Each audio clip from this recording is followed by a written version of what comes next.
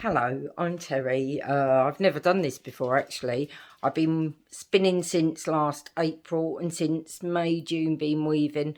The other day I decided to play a bit with warping it up. So this is called my warp and play scarf because it come out well, and I've had a few people saying, can you sort of show us how it's done? My diagrams are a bit rubbish, but here we go. Okay, I'm going to have to keep stopping starting this because I haven't got a stand for my phone, and I'm in my favourite warping spot, which goes from the kitchen door to the pegs on the hob, nice and long. Okay, so the first, excuse me if the phone is wibbly, how I'm going to warp, colour B. I'm calling this colour B because it's at the back. I'm going to put it through a slot, my hook through a slot in the front heddle, and the hole to the left on the rear heddle. Bear with me. Excuse the dogs, bloody things. And basically it's through the back hole and through the front slot. This is why I don't mobile phone and drive at the same time. I actually need two hands. And it gets hooked onto there. And then we do it again. I'm going to do a few and come back to you.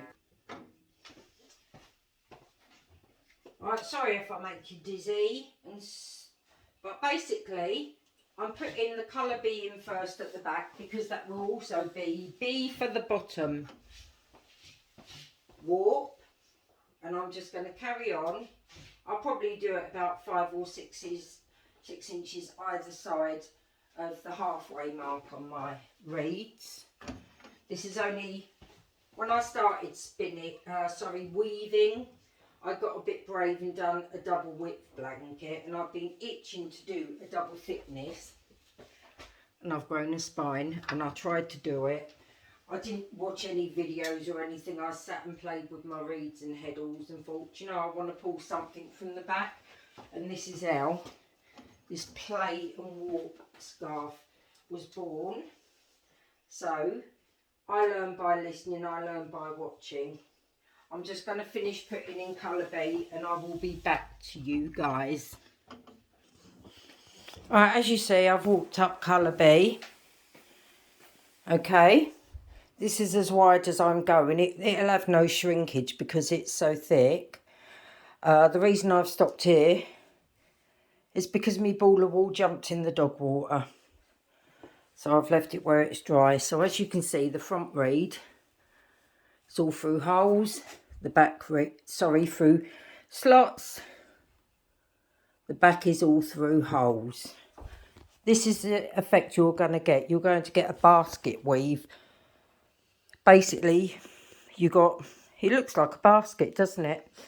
So I'm double slotted or double yarned, double warped in the hole, so you're going to get a lovely double width. But I've got a plan B in my head, but I need to do this tutorial first. And the back is very, very similar, as you see. Now for warping up colour A. So B is for the back and the bottom. Colour A next. Right, colour A is going to go to the slot to the left of where you've just finished the colour B. So it will go through this slot here, the empty slot, and it will go through this slot here, and you just carry on all the way along until you are the slot past the last B warp. Okay, slot and slot, because this colour B will stay in that slot and stay in that hole, sitting this slot. I will thread all this up and be back to you. Hello, I'm back again. Right, I've finished warping up. Okay, So basically, I've got back beams, A through the slots, B through the holes, okay? And as you can see, everything is through the slots on the front. I do an extra one at each end on the main colour, on colour A. And now I'm ready to just wind it onto my back beam, whatever it's called. The way I keep my warp separated is cardboard, a roll of cardboard cut to the width of the loom from a DIY shop. I basically bung a stick either through here on the stand or here, wrap it round there, and it keeps it from dangling on the floor when I'm either winding it on or unwinding it. So I'm just going to wind it onto the back beam and I will be back with you. I don't use any fancy tensioning devices, excuse the noise. I always get a decent tension if I just make sure I'm holding it right, really. Excuse the noise.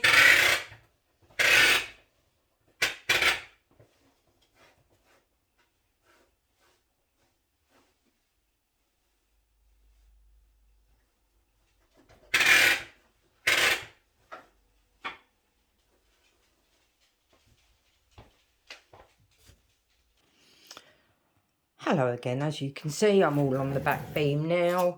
That's it really. This is a cardboard, excellent for separating the threads and the warp. So all I'm going to do now is, the contrast colour is B, leave it there, ignore it. Colour A, we're going to do what we'd normally do. This isn't easy with one hand. And one of each in that slot, we're going to pull through the hole to the right in the front slot. Once again, we lift one thread. It's not easy with one hand while filming it, so excuse me if you're getting seasick. I do need a stand. I will get a phone stand if I'm going to do any more of these, but no doubt people will get sick of the sight of me by the time this video is finished. So, one of colour A from the back slot, and the front slot is going to go through the hole to the right at the front, okay? Let's get these banged out, girls and boys. We try this. Look at that, you can see what I'm doing. Just pulling one up from the slot, popping it in the hole to the right. I can usually bang warping up out in about 45 minutes, an hour if it's my 32-inch loom. This is an Ashford 16-inch loom, rigid Heddle. I'm not affiliated with anyone whatsoever. This is just my stash yarn. It's basically acrylic 100-gram ball. That's plenty to do a scarf with plenty left, especially with colour B. Nothing special, just from my local German owned supermarket. So let's just get all this done, then we tie it off and I will show you how I bring the pattern together weaving it. Thank you. Right, back again. So sorry, this is a rush job. I started warping up at 7:30. It's now 8:30 and I've got to start work at 9. Right, now we're going to put these cardboard dividers that come with my loom through to separate all of the warps. Front up is 1, row 1, okay, row shoot, whatever you want to call it. Right, row 2 is front and back down. As you can see, the way it's warped up, I've probably ballsed up somewhere, but hey ho, these things happen. Yeah, I think I've actually got 2 there, which I'm just going to snip one off. Right, sorry about that. I haven't got a newfangled stand and I don't know how to do all this editing, but shed 1. Okay, sorry if you're getting seasick, but shed 1 is front heddle up, front reed up. Shed 2, front and back down.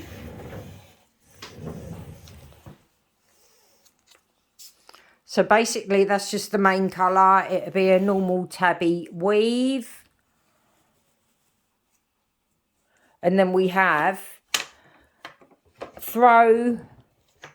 I do 3 and 4 because it makes a basket weave, but I've got a plan B for my next scarf, and that is rear heddle up. I haven't actually needed to use a pick stick or anything to separate it until I got to the end.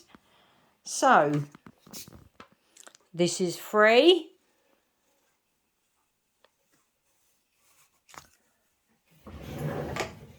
And number 4 is the same. However, when you weave, I go from right to left, and at the end I will go under the last one and catch it.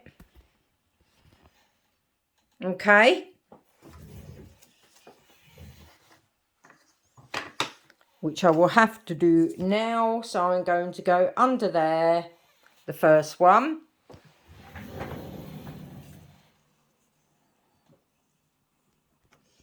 Cack-handed, so sorry. So that is 4. And that's the way you're going to weave. Now to weave, this isn't going to be easy with one hand. You have to excuse me when I have to keep putting you up and down and resting you somewhere, hoping the phone doesn't slip. I'm trying not to breathe or else I'll knock the phone over. Alright, 1.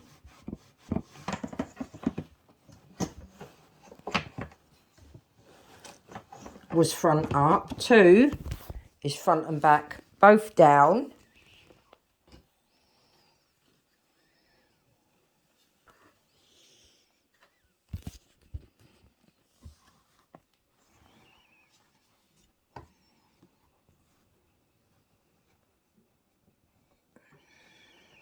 I would normally leave like 4 whips and do the little whatever stitch it is, lock stitch, border stitch, can never remember what it's called, but for this tutorial I won't bother. So that's just basically 2 rows of tabby. For the third we need front in neutral, back up,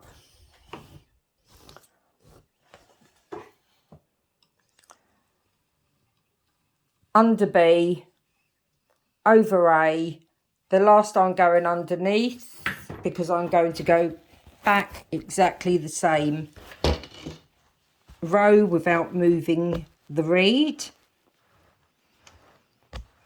I'm so sorry about keep lying you on looking at the ceiling or the door, whatever you're looking at. Like I say, I haven't got a newfangled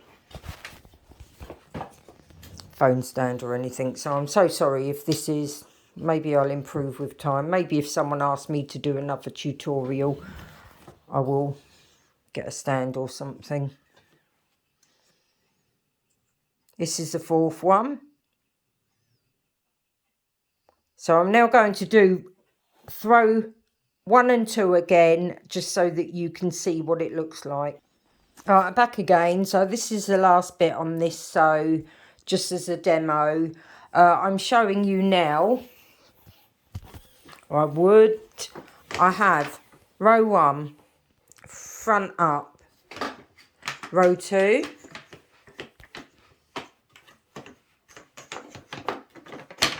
front and back down. So that's 1, 2, number 3, which brings colour B to the front, back heddle up.